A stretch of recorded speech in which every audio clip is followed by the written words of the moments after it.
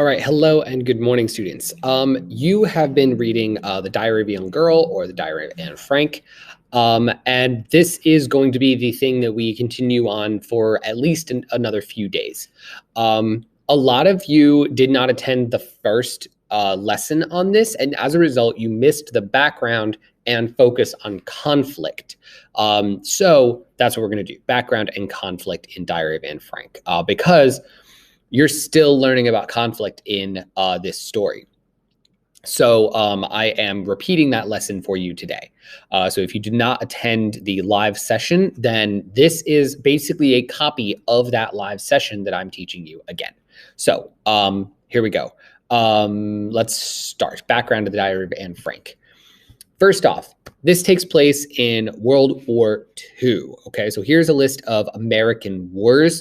This was the only good graph I could find. I don't really care how expensive the wars are, but you can see here the American Revolution occurred in 1776. It says that the year of spending started 1775, but the point is 1776. World War II is all the way up here. Okay, so it's actually very recent history.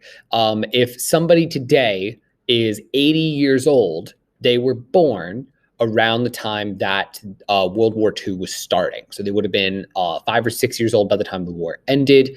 And this is all from an American perspective, by the way. The war would have started earlier than that from a European perspective or from a Chinese perspective.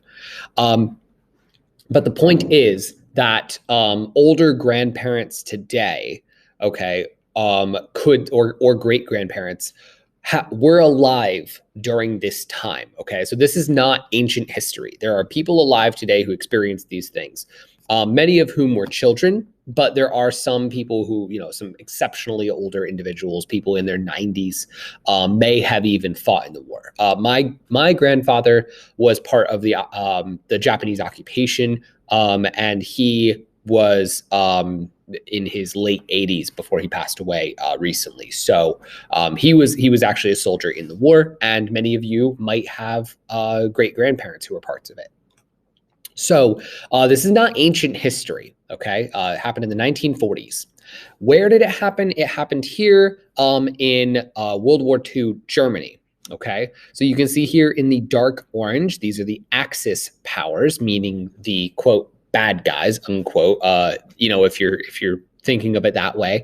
The dark orange are countries that made an active effort to expand their borders and attack their neighbors. The light orange are places that were taken over by these dark orange countries. So you can see that Germany, Italy, Finland, a few countries down here, Hungary, Romania, Bulgaria, Albania, these countries all made an active effort to fight the countries around them. The blue countries are people who were allied with us. We worked with them to fight these orange countries. Okay, so they're called the Allies and the Axis. The Axis powers are Germany, Italy, and all of them. Okay, so obviously this is Europe. So on a world map, this would be directly across from us on the Atlantic Ocean. And if you look here, there's this little country called the Netherlands, Neth, right? But that's short for Netherlands. This is where Anne Frank is. Now, as you can see, Germany, big, scary Germany here, little baby Netherlands over here. Okay, so the Netherlands was taken over very quickly towards the beginning of the war. Germany really just kind of steamrolled through several areas immediately around them, including Poland, East Prussia, Netherlands, Belgium, and France.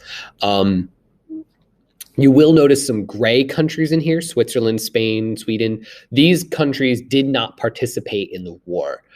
They were neutral for a lot of reasons. Mostly they couldn't afford to be partisan to it. They couldn't afford to be part of the war, or they just realized that by being neutral, they could keep their people safe. And so they made an effort to do that. Spain just got out of a civil war. Sweden, Switzerland decided that it was probably in their best interest not to fight, as they didn't really have a lot of capability to do so. I don't know what Ireland's excuse was, probably economic in nature. They have struggled with a lot of economic issues at the time. So gray countries are just not really a part of it. But if you look on the previous thing, all of these red countries were involved. Okay, so if you look up here at World War II, all these countries in red were involved in the war. So this was a huge event. This was a massive, massive thing that took place. It's worse than COVID. Okay, worse than the gas crisis of the 70s. World War II completely redefined the way that the world works and redefine the way that we see the world. So just a review, it happened. This story took place in 1942 to 1944. So the story that you're reading does not take place over the whole war, just for a couple of years. And it's in Nazi Germany, right? So the Nazis are the radical party that were attacking Jewish citizens. And this was during the height of the political oppression and genocide of the Nazi Party. What is genocide? Genocide is a horrible, horrible word that means the destruction of a people group and their way of life. Basically, genocide is worse than killing. Genocide is killing a person and then erasing that person from history. Genocide is not just killing your friend's favorite Pokemon and releasing all of his Pokedex into the wild, but it's also destroying his save game so he can't even go back and like use the Master Ball on super cool Pokemon. Okay, genocide is completely deleting the save file. It is throwing the cartridge in the trash. Genocide is the complete and utter destruction of everything related to a person or a people. That is what is happening to Anne Frank. That is what is happening to Anne Frank's family and her people group. She and those people are part of 11 million people who were killed not in combat.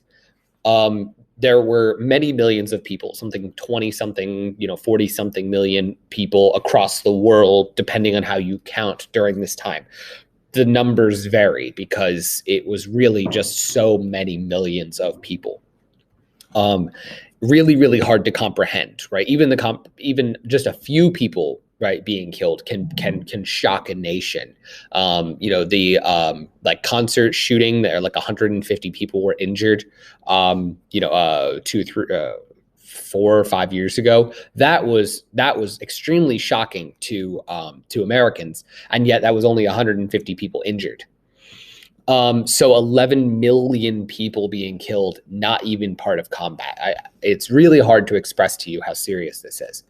About 6 million of them were Jews, just like Anne Frank. But there were also another 5 million people who were killed. And these are anybody who was not part of the Nazi Party, and even some people who were. People who were targeted and killed by Nazis were disabled individuals, so whether that's physical or mental, people of other nationalities who lived in the country, so immigrants, any immigrants like Polish, Serbs, Slovens, right? They would have been killed. LGBTQ, or anyone of a non-heterosexual nature. Any left-leaning citizens, so like what we would call liberal. So if you weren't part of the Nazi Party and you're like, maybe this Hitler guy is a little too extreme, maybe we should go for a more democratic approach to dealing with our neighbors, they'd be like, no, kill him, right? Soviets, so members of the USSR, which is a nearby country, Jehovah's Witness, and Freemasons. All of these people were targeted by the Nazi Party and killed. Okay, so this is the conflict that Anne Frank finds herself in. All right, so we're going to take a little break and do two things real quick. One, giving you your bingo number, which is 27. Okay, so good luck on your bingo card if 27 helps you out. And number two, we are going to do a tiny survey. I wasn't satisfied with the last survey results, specifically related to watching videos. So this is just a quick survey. Are you watching the video lessons? Go to the description under this YouTube video and click it, and then just say, yes, I'm watching the YouTube videos, okay? Ideally, I should see 138 people saying that they watch the YouTube videos. I don't think that's gonna happen, but let's see.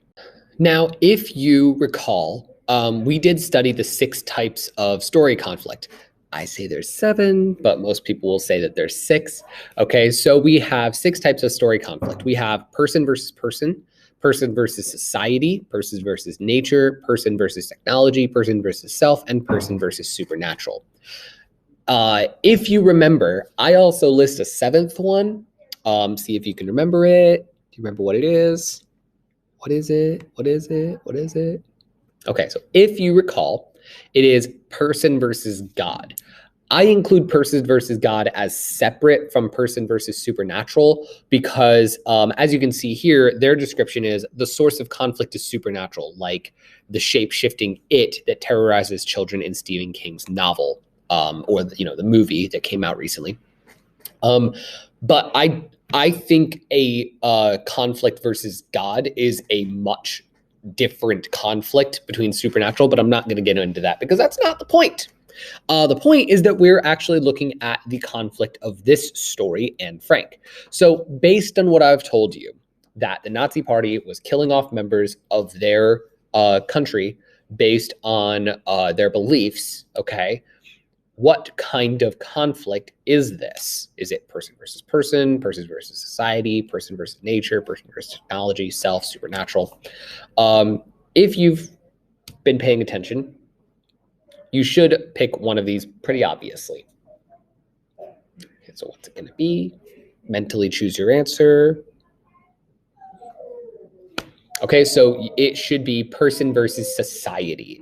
That is the broader conflict here. Are there little conflicts in the Diary of Anne Frank between her and her family members? Yes, and those might be person versus person.